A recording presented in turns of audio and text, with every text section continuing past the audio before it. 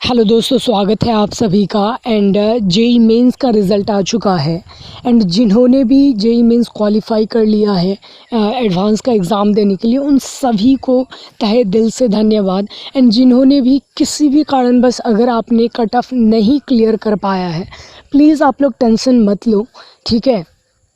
देखिए, ये चीज़ें कहना बहुत आसान है कि टेंशन मत लो, ये मत लो, वो मत लो, लेकिन एक चीज़ सोचने का कोशिश कीजिएगा। मैं बार बार इन चीज़ों को बार उसको हाईलाइट करता हूँ कि दोस्तों देखिए, हमारे लाइफ में ऐसा हमेशा नहीं होगा जो हम चाहेंगे वही चीज़ें होगा, ठीक है। हो सकता है कुछ बच्चे ने माइनर मिस्टेक करे होंगे, ठीक है, या कुछ सिली मिस्टेक करे होंगे जिसके कारण उनका रैंक ख़राब हुआ होगा। मेरे इर्द गिर्द 2-3 बच्चे ने इस बार जेईई मेंस दिया। एंड ऐसा नहीं है कि वो पढ़ने में अच्छे नहीं थे, लेकिन किसी कारणवश से इनका नहीं हो पाया, ठीक है, कट ऑफ ही क्लियर नहीं हो पाया। तो एक चीज़ होता है ना कि यार हम तो स्टूडेंट ही अच्छे नहीं हैं, हम तो ऐसे, या बहुत सारे पेरेंट्स टेंशनाइज्ड हो जाते हैं, बच्चे पे प्रेशर डालते हैं कि तुमसे कुछ नहीं होगा, तुम ये कर लो, वो कर लो। देखिए, यहीं पे आपका एजुकेशन का एंड नहीं हो जाता है। अगर आपके पास जज्बा है तो आप कुछ भी कर सकते हो। कोई ज़रूरी नहीं है कि जो भी बच्चा आईआईटी एनआईटी में गया तो ही वो एक अच्छा इंजीनियर बन पाएगा। हाँ, एक लोग जाते इसीलिए हैं, बच्चे इसीलिए एफर्ट डालते हैं क्योंकि वहाँ का एनवायरनमेंट आपको एकदम कम्पिटिटिव एनवायरनमेंट मिलता है, ठीक है। वहाँ के प्लेसमेंट अच्छे हैं, टीचर का जो टीम होता है वो अच्छा होता है, वर्कशॉप अच्छे मिल जाते हैं। लेकिन ऐसा ज़रूरी नहीं है कि वहाँ नहीं हुआ तो हर कुछ ख़त्म, ऐसा कुछ भी नहीं है, ठीक है। तो इन चीज़ों को समझने का कोशिश कीजिए, आपको बहुत ज़्यादा आगे के लाइफ के लिए फ़ायदा करेगा। और एक बड़ी बात है कि बहुत सारे बच्चे ये बहुत ज़्यादा टेंशन में आ जाते हैं कि अब क्या होगा, अब तो मैं 13th में था, 13th का एग्ज़ाम दिया, इस बार नहीं हुआ। देखो दोस्तों, बहुत सारे बच्चे से मैंने बात करा एंड उनका अल्टीमेट था कि मुझे कोई आईआईटी या एनआईटी मिल जाए, ठीक है। तो मैंने उन्हें भी समझाया कि अगर आप 13th में हो, एंड इंजीनियरिंग में क्या होता है कि आप ज़्यादा गैप लोगे ना, आप हार्डली जो बच्चे होते हैं ना 12th के बाद 1 साल और एक्स्ट्रा लेते हैं, क्योंकि उसके बाद फिर आपके चांस भी नहीं रहते हैं एडवांस क्वालिफाई के लिए, ये वो बहुत सारी चीज़। तो उससे बेहतर है कि आप किसी भी कॉलेज में, यानी कि अपने रैंक के हिसाब से, या अगर आपने मल्टीपल फॉर्म भर रखे हैं तो उसके थ्रू आप एडमिशन लो कहीं पे, एंड उसके बाद आपका रियल जर्नी चालू होगा। ये सबसे बड़ी बात है। तो टेंशन मत लो यार, बिकॉज़ अब ऐसा नहीं है कि जो बच्चे आईआईटी एनआईटी के अंदर है वही माइक्रोसॉफ्ट के अंदर जाते हैं, वही गूगल के अंदर जाते हैं। अब ऐसा नहीं रह गया है। अब टोटली आपकी कैलिबर, आपके स्किल पे डिपेंड करता है कि आप कितना क्वालिफाई हो उस कंपनी के लिए, ठीक है। आप किस कॉलेज से हो, माइक्रोसॉफ्ट, गूगल, अमेज़न, इन सब को कोई फ़र्क नहीं पड़ता है। आपका स्किल क्या है, आपकी नॉलेज कितने वास्ट है किसी भी पर्टिकुलर चीज़ के प्रति, अगर आप सीएस से हो, आईटी से हो, या किसी भी और अदर फील्ड से हो, ठीक है। वो देखेंगे आपको इंटरव्यू के वक्त में। एंड बहुत सारे अभी ऐसे प्रोग्राम चलते हैं इन बड़े बड़े कंपनियों के थ्रू, जिसमें अगर आप पार्टिसिपेट करते हो तो आपको बहुत ज़्यादा एक रिकॉग्निशन मिल सकता है। तो ये मत सोचिए कि यार मुझे ये नहीं मिला तो क्या होगा, बिकॉज़ वहाँ पे जाने के बाद भी अगर आपने एफ़र्ट ही नहीं डाला फिर तो कोई फ़ायदा नहीं होगा ना। तो उससे बेहतर है कि इस घाव को बने रहने दीजिए तब तक के लिए जब तक आप किसी अच्छे जगह पे नहीं पहुँच जाते हो, ठीक है।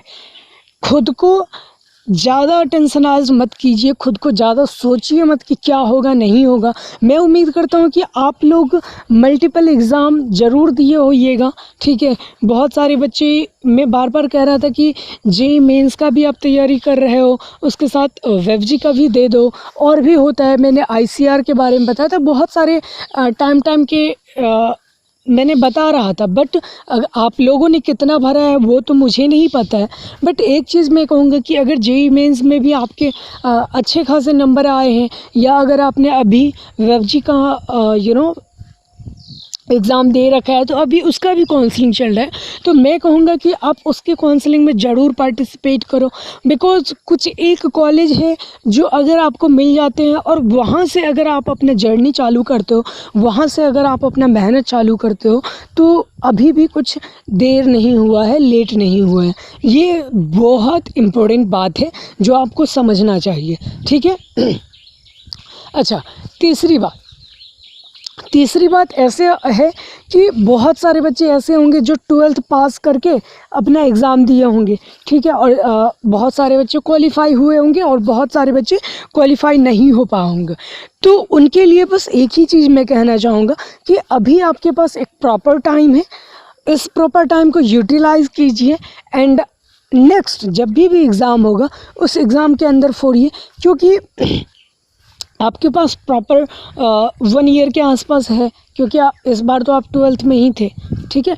तो ये चीज़ें कीजिए एंड 13th वाले बहुत सारे बच्चे अब ये भी सोचने लगे कि नहीं यार मैं एक और साल ले लेता हूँ, ठीक है। देखिए, एक और साल लेने में कोई बहुत ज़्यादा दिक्कत नहीं है, लेकिन ईयर गैप हो जाने के कारण कहीं कहीं आपको लोचा फंस सकता है, ठीक है। तो उससे बेहतर ये होता है कि आप कंटिन्यूटी में ही चलते रहें एंड उसके बाद तो और भी सारे ऑप्शंस आपको खुल जाते हैं भाई मेरे। क्योंकि देखिए, अधिकतर जो भी बच्चे आईटी एनआईटी से होते हैं वो बहुत कम बच्चे होते हैं जो एमटेक करते हैं या एमएस करते हैं या एमबीए करते हैं, ठीक है।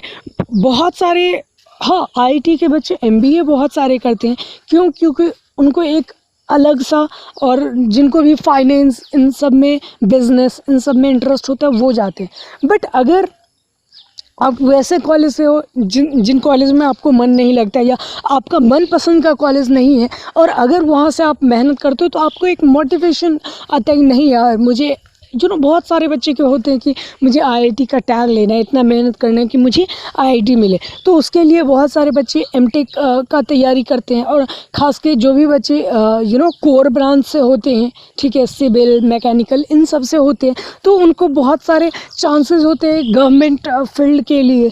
बहुत सारे बच्चे उसके बाद पीएसयूज़ के अंदर होते हैं, बहुत सारे बच्चे उसके बाद एमटेक करते हैं। तो आपके पास बहुत सारे ऑप्शन है। उसके बाद बच्चे एमएस करने का सोचते हैं, तो ऑप्शन आपके पास बहुत सारे हैं। ऐसा नहीं है कि आपके पास ऑप्शन ब्लॉक हो चुका है, आप खुद के ऑप्शन को ब्लॉक कर सकते हैं, अदरवाइज आपका ऑप्शन कोई नहीं ब्लॉक करा है। तो इन सोच से आप आगे उठिए कि अब तो मेरा कुछ नहीं होगा, अब ये अब वो नहीं। अगर आप सही तरीके से, ठीक है, अपने सिलसिलेवार तरीके से प्लान कीजिएगा ना, तो कभी भी लेट नहीं होता है, ठीक है।